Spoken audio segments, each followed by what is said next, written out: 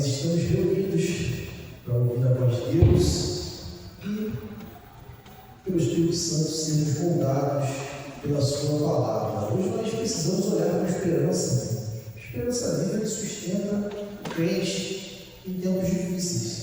E que esperança é essa? A palavra de Deus, não é? A vida cristã, ela não é uma estrada sem pedras.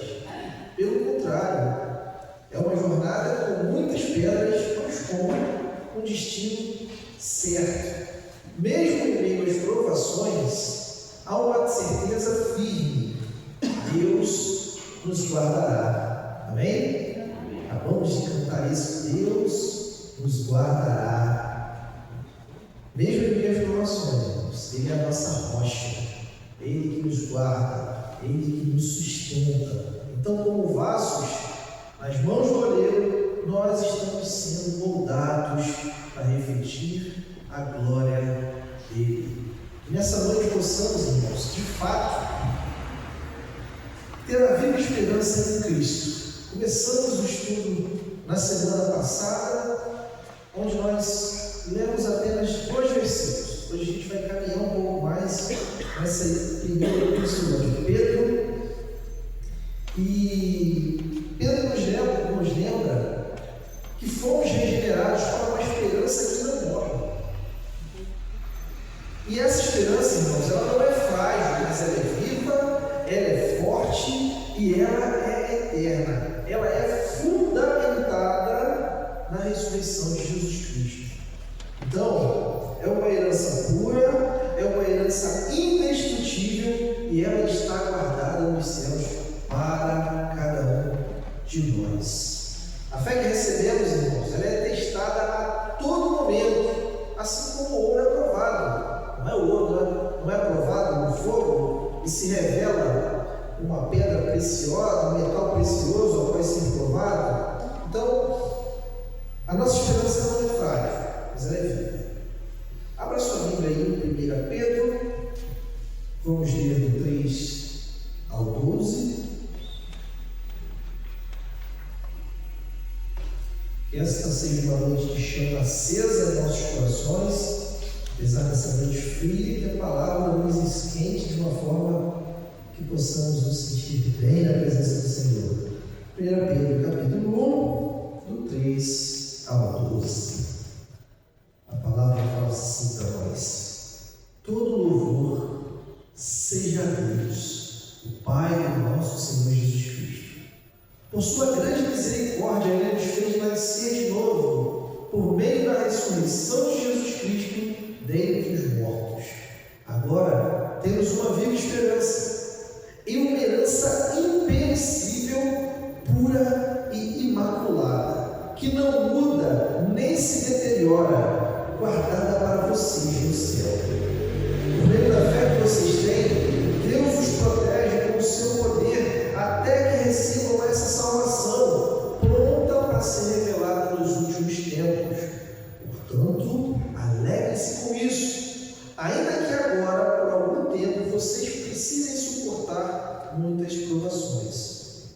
Elas mostrarão que a sua fé é autêntica, como o fogo prova e purifica o ouro. Assim, sua fé está sendo experimentada e ela é muito mais preciosa que o simples ouro. Isso resultará em louvor, glória e honra no dia que Jesus Cristo for revelado. Embora nunca o tenham visto, vocês o amam. E ainda que não vejam agora, creem nele e se regozijam com alegria inexprimível e gloriosa, pois estão alcançando o alvo de sua fé, a sua salvação. Até mesmo os profetas queriam saber mais sobre a salvação e investigaram a respeito quando profetizaram acerca da graça preparada para vocês.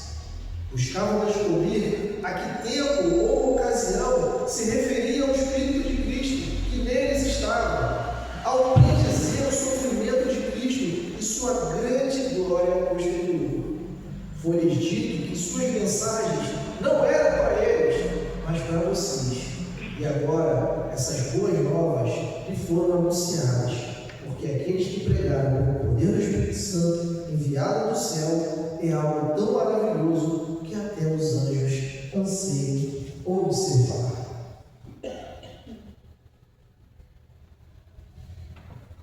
Recapitulando, irmãos, essa carta foi escrita para cristãos espalhados em várias regiões do mundo antigo. Imagine você caminhando por um deserto com calor escaldante e uma sede profunda. Assim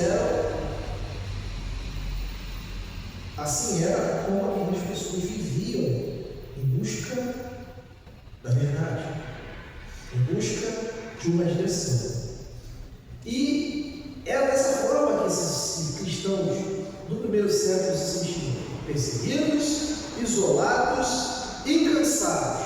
Pedro escreve para reacender neles a chama e a esperança que nunca se apaga. Apesar de ser um capítulo de saudação praticamente, onde Pedro aqui começa a falar grandes verdades teológicas, há muitas coisas aqui que a gente precisa observar e entender.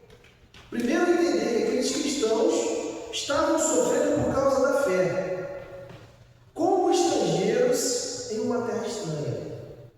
Viviam de fato, irmãos, como forasteiros, mas eles viviam olhando para o céu, olhando para o lar celestial. Pedro aqui não começa essa carta se queixando. Pelo contrário, Pedro começa com louvor.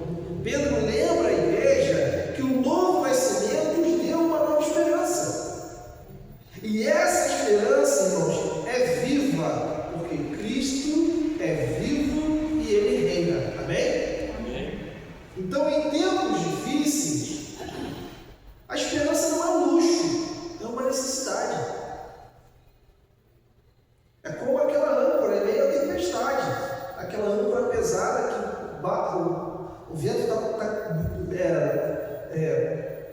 como se balançando o navio para lá e para cá. A esperança não é isso para eles.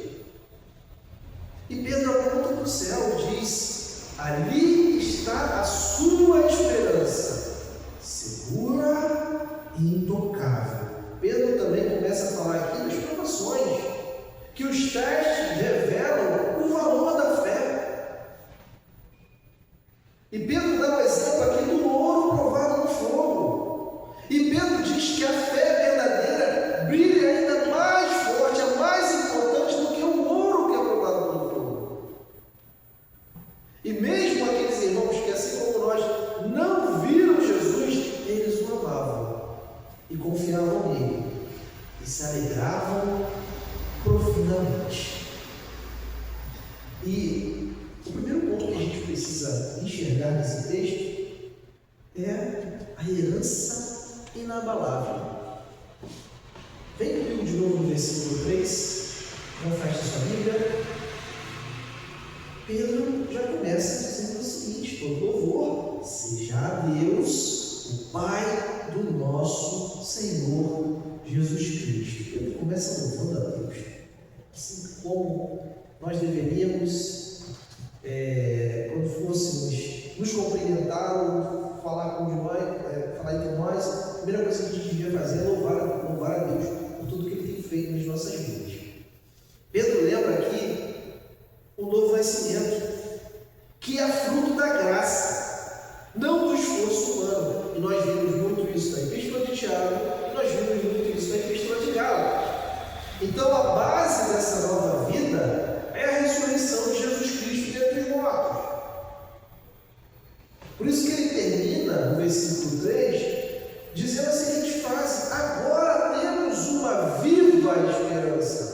Ele não simplesmente usa a palavra esperança, ele diz: agora nós temos uma viva esperança. Sabe por quê, irmãos?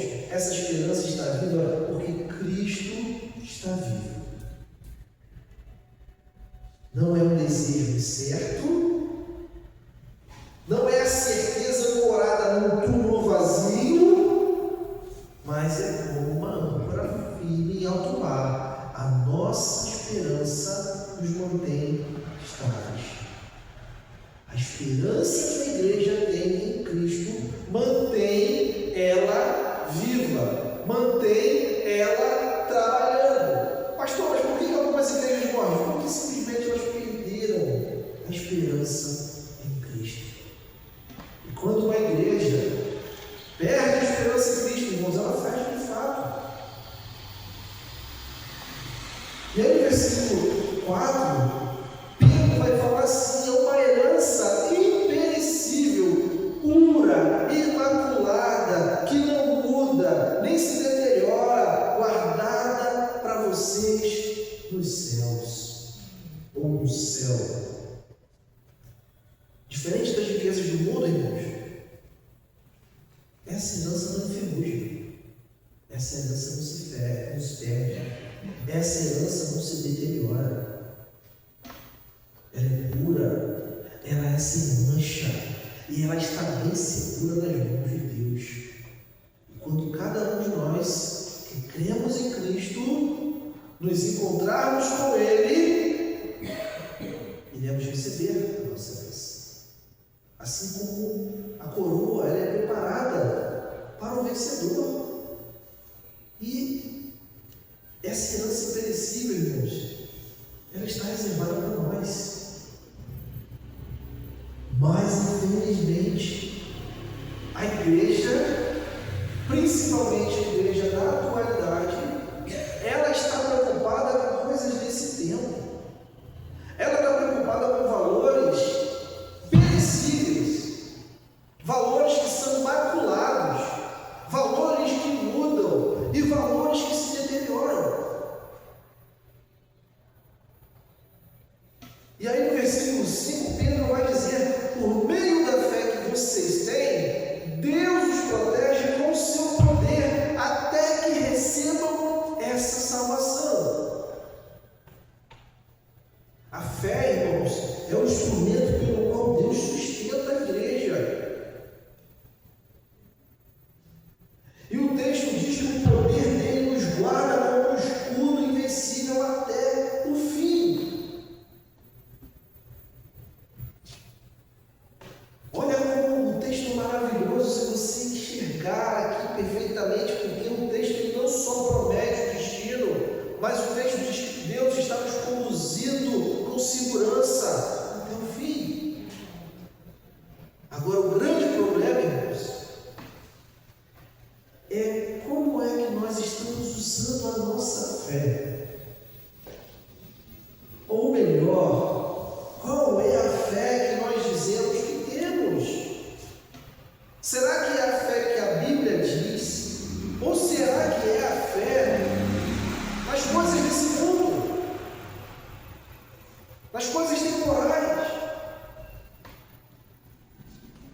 Essa herança, irmãos, que acabamos de ler, ela precisa ser um motivo para a gente viver com firmeza, mesmo em tempos difíceis. Você liga a sua televisão, a notícia é ruim. Você abre o seu smartphone para ler uma notícia, é notícia ruim. Se você receber as notícias do WhatsApp que as pessoas mandam, são notícias ruins. Mas a herança que Deus tem para nós é muito diferente do que esse mundo propõe. Deus já nos regenerou, nos deu esperança e está nos preparando para um futuro glorioso. Por isso que hoje nós precisamos viver com os olhos no céu, confiando que a nossa herança está em Cristo. Embora as coisas estão colapsando ao nosso redor, nós precisamos ter confiança. Porque a nossa herança não é desse mundo. A nossa herança não é aqui. Então a gente fica preocupado com como é que está a violência, a gente fica preocupado com como é que está o governo, como é que está a bolsa de valores, como é que estão as coisas, é julgamento disso, é julgamento daquilo, mas nós esquecemos que o reino de Cristo não é desse mundo, não é desse mundo. Se nos deixarmos levar pelas notícias que nós lemos, pelas coisas que estão acontecendo, a tendência é piorar. Não é verdade? A tendência é piorar. Porque o mundo jaz. Mas isso também é um tempo determinado, irmãos. É um tempo determinado. Ontem eu estava indo para a cidade, para o centro, e eu entro no ônibus, eu durmo igual um bebê. Mas quando ele para, eu já acordo.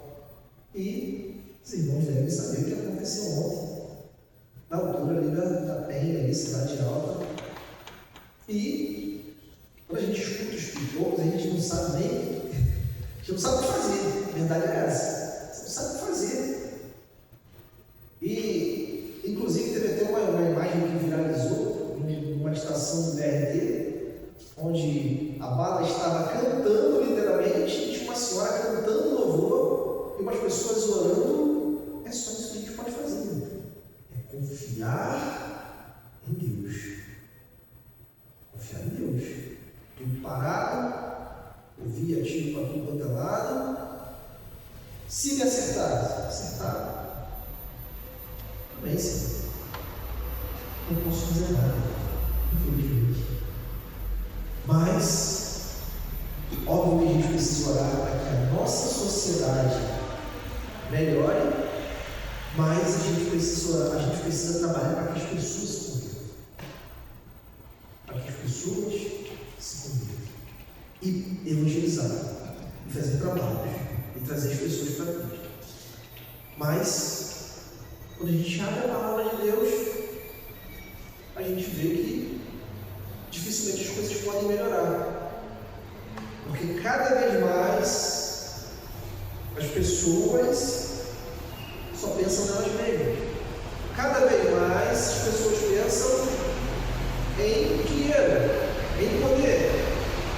Então, irmãos, a única forma de vermos uma melhora significativa da nossa sociedade é através da pregação do Evangelho. É ver pessoas se convertendo. Mas eu creio que o que essa igreja estava passando não era muito diferente também do que a gente passa hoje, não, em relação a como o mundo os via. Eles não viviam num ambiente cristão como nós vivemos, cristãos entre aspas. E o segundo ponto é a alegria, mesmo em meio à prova. Notem o versículo 6. Portanto, alegrem-se com isso, ainda que agora, por algum tempo, devam suportar muitas provações. Pedro aqui reconhece que a alegria do cristão, ela existe mesmo em tempos difíceis, que a alegria do cristão não depende das circunstâncias. Pedro fala que as provações são temporárias, mas elas produzem frutos eternos. Assim como o ouro que acabamos de falar passa pelo fogo, é purificado em meio àquela luta ali. Ele tem que ser forjado no fogo para que vire um metal de fato, onde as pessoas vão olhar. Eu quero aquele ouro ali, eu quero aquela joia, eu quero aquele cordão, eu quero aquele relógio. E Pedro continua no versículo 7 dizendo: essas provações mostrarão que a sua fé é autêntica. Deus, irmãos, usa as dificuldades para revelar e fortalecer nossa confiança nele. Na lição de domingo que a gente estava estudando sobre Jó, eu até falei para os irmãos que existe uma diferença entre provação e tentação. São coisas distintas. A fé é testada e mais valiosa que o ouro mais puro. Tentação de Deus. Aliás, a provação de Deus. A tentação de Deus. Então, o fogo da aflição não destrói. O fogo da aprovação não nos destrói. Pelo contrário, ele aperfeiçoa aperfeiçoa a nossa fé, que precisa ser a fé verdadeira. Mas a gente precisa entender o seguinte também.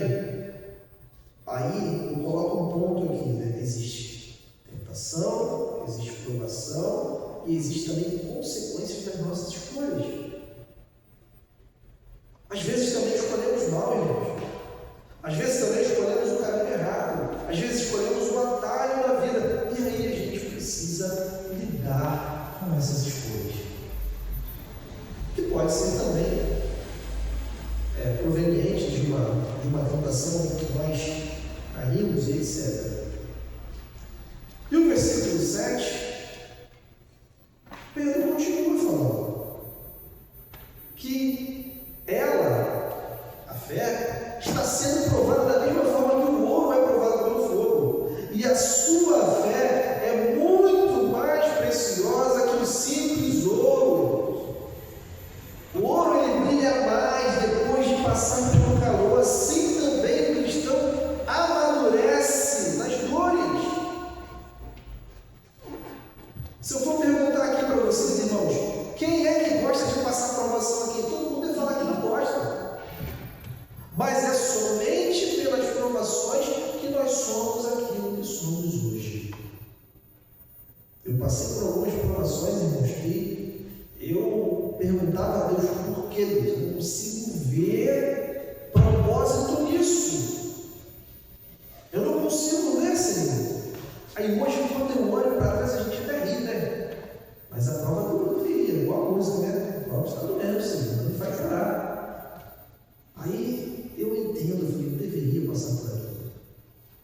Se hoje eu sou quem sou, é por causa das provas. Então nós cristãos, nós amadurecemos com as dores.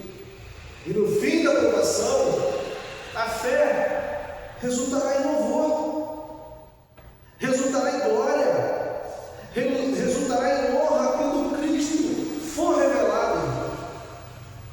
Então, muitas das vezes, a sua dor, de repente, não vai ser nem proveito para si mesmo, mas vai ser proveito para as pessoas que estão ao seu redor. Você vai conseguir consolar, você vai conseguir ensinar outra pessoa que passou pela mesma dor que você passou, que passou pela mesma prova que você passou. E aí no versículo 8, Pedro vai dizer assim: vocês o amam, embora nunca o tenham visto, mesmo assim creem nele, se alegram com uma alegria gloriosa, indescritível. Mesmo sem ver Jesus, o cristão ama e confia nele. Nós nunca vimos Jesus. Mesmo assim a gente ama ele, mesmo assim a gente confia nele. E o texto diz que essa fé que é invisível, ela gera uma alegria que o mundo não entende. Por isso que o mundo fica com raiva do cristão. Como é que esse povo é alegre? Como é que esse povo faz tanta coisa em prol de um Deus que ninguém sabe se existe, que ele nunca viu, que pode ser uma metáfora, que pode ser uma história, que pode ser o que for, mas como é que esse povo se alegra? Se alegra. E aí no versículo 9, Pedro termina essa segunda parte dizendo o seguinte: a recompensa por confiar nele será a salvação da sua alma. Deus não desperdiça, irmãos, nenhuma lágrima dos seus filhos. A fé perseverante nos conduz ao maior tesouro. E qual é o maior tesouro, irmãos? Salvação eterna. A nossa pregação precisa ser para resultar em vidas a Cristo. Existe um grupo que eu conheci lá em Itaboraí de jovens, da minha geração. Tinha um grupo que eles não eram da mesma denominação, mas como éramos todos amigos, a gente visitava as igrejas. Aí, em determinado momento, tinha eventos jovens da igreja que nós íamos, assembleias nós íamos, etc. E tinha uma certa denominação que eles se achavam os mais santos, né?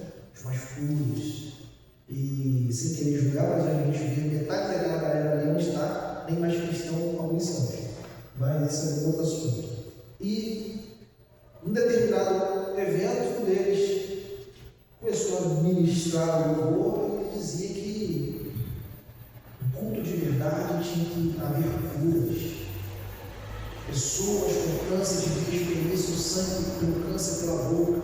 No culto de verdade, o culto que Deus, que a adoração extravagante, vai acontecer milagres, cego vai enxergar, paralítico vai andar e etc. Eu tive que escutar. Falei, claro que Deus pode fazer essas coisas, mas nos nossos eventos, nas nossas celebrações, a melhor coisa que pode acontecer é alguém se converter. Porque não adianta Deus curar alguma pessoa de câncer e no final ela não se converter. Pode acontecer ou não pode? Não adianta o cego enxergar e ele não crer em Jesus depois. Isso pode acontecer ou não pode? Pode, irmãos. Quantas pessoas nessa minha vida cristã eu já vi dar testemunhos de doenças e hoje nem cristãos mais são. E foram na igreja dar testemunho, olha, o Senhor me curou, e etc. E hoje nem crente mais é. Então, a nossa pregação precisa resultar em salvação de almas. Então, mais vale uma pessoa que está lá com câncer e você prega e ela de fato tem um encontro com Cristo, não um encontro emocional, mas ela falece e vai para o céu, do que uma pessoa que é curada e depois vive uma vida até a morte sem Cristo. Então, a fé perseverante nos conduz, irmãos, a um maior tesouro que é a salvação. Nós estamos aqui para levar pessoas a Cristo. Não há outro motivo. Não há outro motivo. Então, mesmo em meio a lutas, mesmo em meio aos problemas, a gente precisa seguir olhando para Cristo, autor da nossa salvação. E o último ponto, a graça revelada para nós. Versículo 10. Essa salvação foi algo que até os profetas quiseram saber mais, quando profetizaram a respeito do favor imerecido preparado para vocês, preparado para nós, irmãos. Os profetas do passado receberam promessas que eles não entenderam por completo, irmãos. Imagine você profetizar algo que você não entende, que você de fato entende em partes, porque eles ansiavam conhecer mais sobre o plano de salvação. Eles ansiavam conhecer mais sobre o Messias, aquele a quem estavam profetizando. E a graça que hoje nós temos foi revelada a ele de forma parcial. Assim como a gente acorda de manhã, naquele sol de neblina, aquela neblina você não consegue ver o sol, né, totalmente, para eles foi assim. E nós hoje temos a oportunidade de saber quem é Cristo, de conhecer Ele de fato. E aí, continuando no versículo 11, Pedro vai dizer: procuravam saber a que tempo ou ocasião se referia o Espírito de Cristo deles, ao predizer o sofrimento de Cristo em sua grande glória posterior. O texto aqui já está bem claro. O Espírito já apontava para Jesus muitos anos, muito antes da sua vida. E aí eu me lembro das recentes debates que estão acontecendo entre os judeus e os evangélicos, onde eles não conseguem enxergar Jesus no Novo Testamento. Eles não conseguem, aliás, no Antigo Testamento. E olha quantas referências são feitas a Jesus no Antigo Testamento. A Escritura do Antigo Testamento anunciava sobre a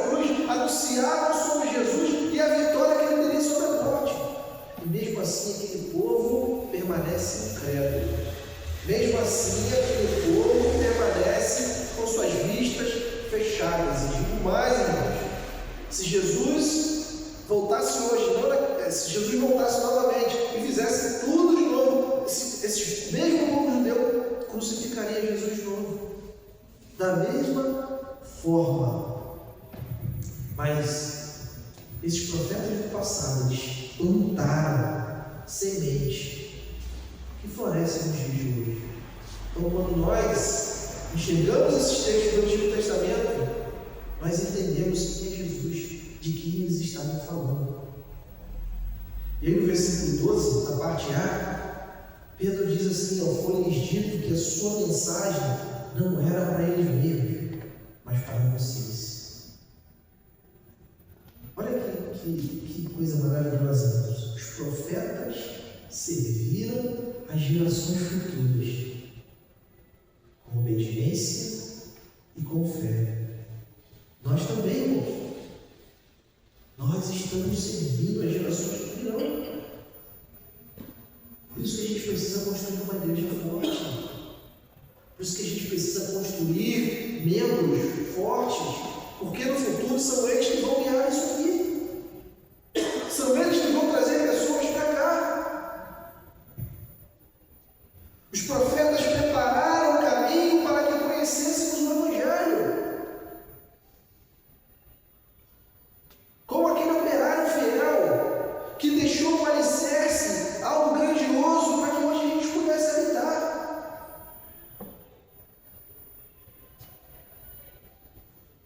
E aí no versículo 12, na continuação da parte B, Pedro vai dizer que agora essas boas novas lhe foram anunciadas por aqueles que pregaram com o poder do Espírito Santo enviado do céu. Ou seja, o mesmo Espírito que falou aos profetas age em nós. Amém? Amém. O mesmo Espírito que agiu no Antigo Testamento age em nós. O Evangelho chegou até nós pelo poder e direção de Deus. Às vezes a gente quer dar alguns exemplos, né? Mas foi as juntas de missões, o Espírito Santo, irmãos. Sem o Espírito Santo, nenhum desses movimentos chegaria com firmeza aqui onde nós estamos. Como uma mensagem que foi pregada em Israel, lá nos primeiros séculos depois de Cristo, chegou até nós. Como, irmãos? E aí Pedro termina o versículo 2 dizendo assim: até mesmo os anjos anseiam observar essas verdades. Isso mostra o quanto o Evangelho é precioso. Por isso que a gente precisa valorizar a graça. Por isso que a gente precisa viver com gratidão. Por isso que a gente precisa anunciar com alegria aquilo que nós recebemos. Os anjos, irmãos, anseiavam ou anseiam observar essas verdades. E nós temos o privilégio de receber mediante a graça esse Evangelho e levar adiante. Mas para finalizar, ao longo desse estudo nós vimos que Deus nos deu uma herança que não se desgasta. O tempo pode ser difícil, o bicho pode pegar, a coisa pode ficar preta, desculpe o termo, né? Hoje é até politicamente incorreto falar isso, mas Deus nos sustenta com alegria e esperança, e é a nossa rocha. Tudo isso é fruto de graça, é revelado em Jesus.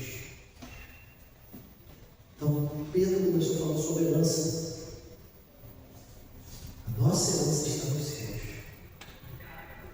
Essa tem que ser a mensagem que a gente precisa pregar. Nós somos parte de um plano que começou antes de nós e vai além de nós. Então, não segure a mensagem. Não impeça as pessoas de viverem a graça de Cristo. Pelo contrário, tragam pessoas. Mostrem às pessoas quem Jesus é. Então essa salvação ela foi anunciada pelos profetas, confirmadas por Cristo e é pregada até hoje pelo Espírito Santo de Deus. Quando você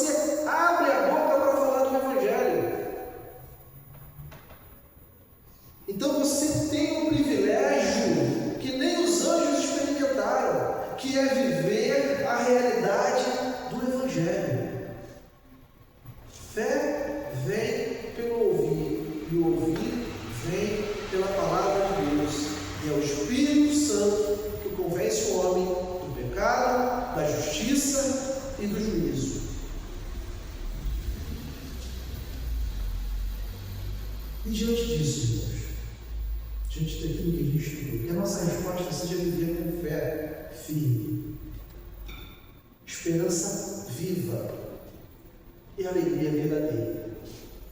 Não uma alegria momentânea. Porque tem gente que só sente alegria se a igreja estiver cheia. Tem gente que só sente alegria se a banda tocar bem. Tem gente que só sente alegria se os amigos que ela ama estiverem na igreja, família, etc. A alegria verdadeira está em Cristo, irmãos. Nada, nenhum elemento substitui a alegria verdadeira. A nossa alegria verdadeira está em Cristo. Que o nosso coração, irmãos, se enche de alegria de fato, de gratidão de fato, por tão grande salvação que Ele nos concedeu. E que sejamos testemunhas, irmãos, fiéis dessa graça. E essas palavras precisam ser pregadas sempre por nós. Graça, salvação, fé, verdadeira alegria. Esses símbolos estão sendo relegados para a igreja.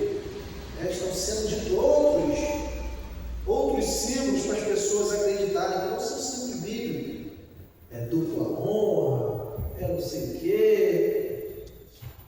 O que a gente precisa pegar é sobre graça, sobre salvação, sobre esperança, porque o nosso lugar não é aqui. A gente não sabe quando Deus vai nos chamar, irmãos. Mas enquanto estivermos aqui, a nossa missão é falar de Jesus. A nossa missão é trazer pessoas para Cristo. Esse é o nosso único dever.